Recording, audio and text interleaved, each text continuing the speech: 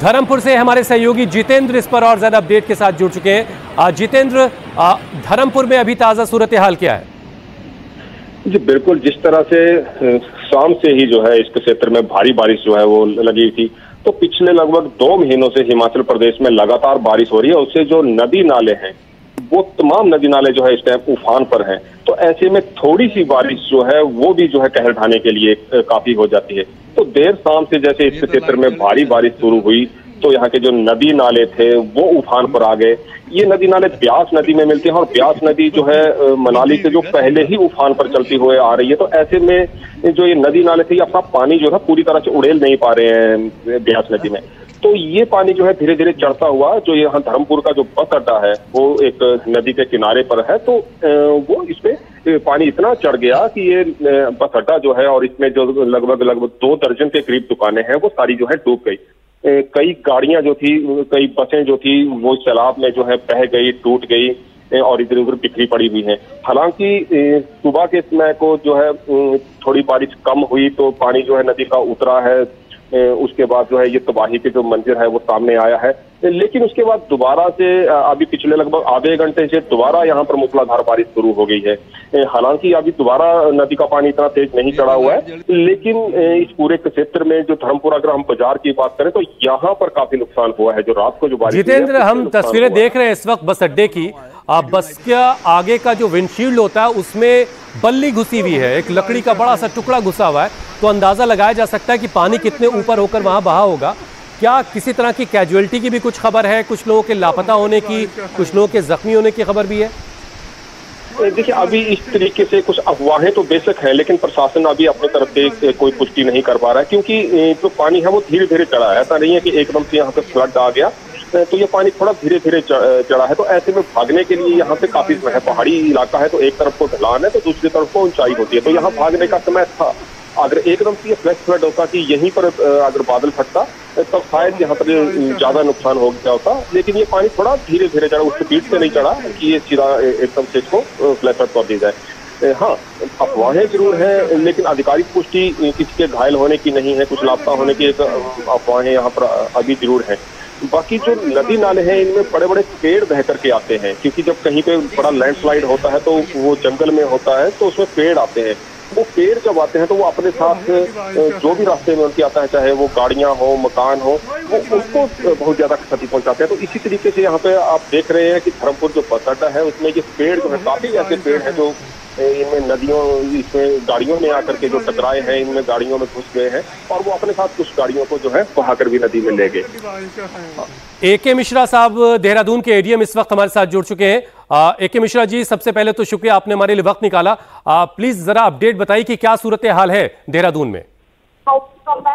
देखिए, रात से सूचना चूंकि भारी बारिश हो रही थी तो लगातार हमारी टीमें जो है जहाँ पे कहीं सूचना जल भराव की है या कहीं पे मलबा आने से रोड बंद होने की है, वो लगातार टीमें जो है रात से ही घूम रही हैं और कुछ जगहों पे पानी भरने से लोगों को रेस्क्यू किया। कहीं फायर की टीम है, कहीं पुलिस की, NDRF SDRF लगातार मौके पे है और जो अगर कोई फंसे हैं तो उनको बचाने का प्रयास कर रही है।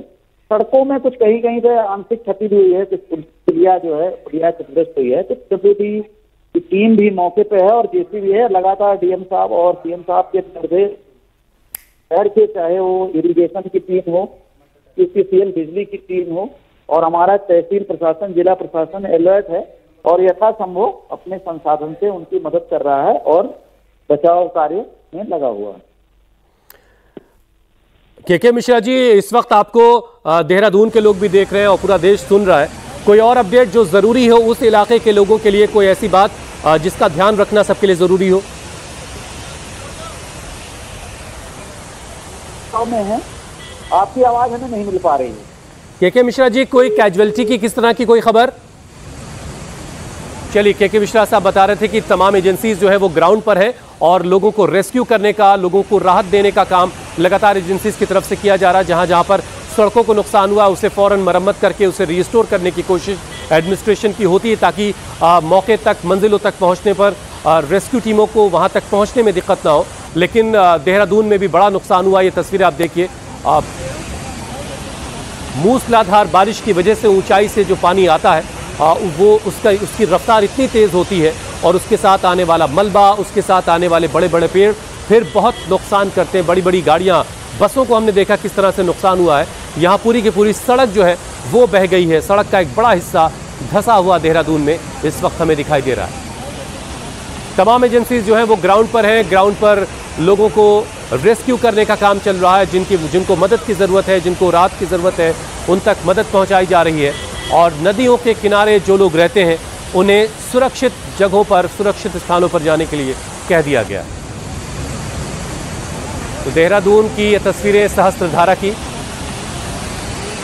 कुछ चश्मदीदों को आपको सुनवाते हैं, वो आपको बेहतर हालात के बारे में बताएंगे।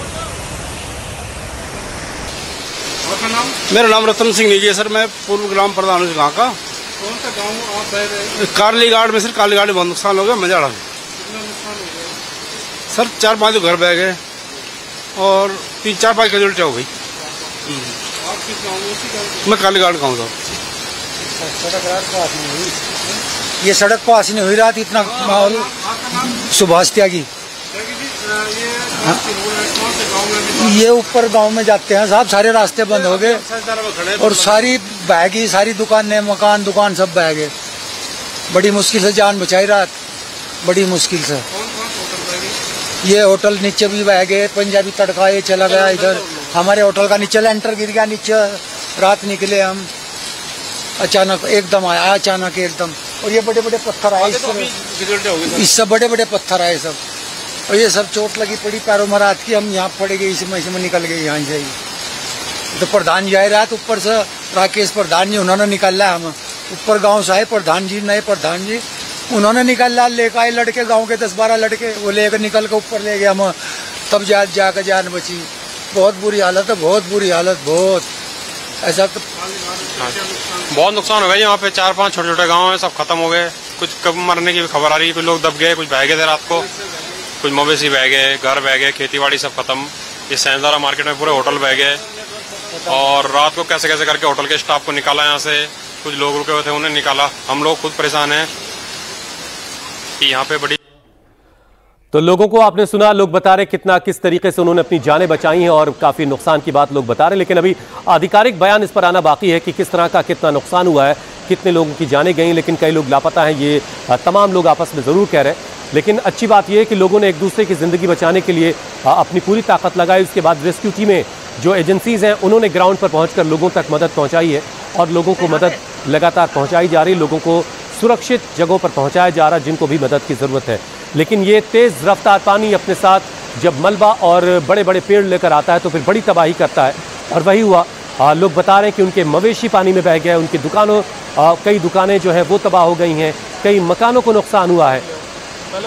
अब सुबह का सूरज निकलने के बाद लोग जो है वो एक बार फिर से हालात से निपटने की कोशिश कर रहे हैं और किसी सूरत से कोशिश की जा रही कि ज़िंदगी को पटरी पर लाया जा सके।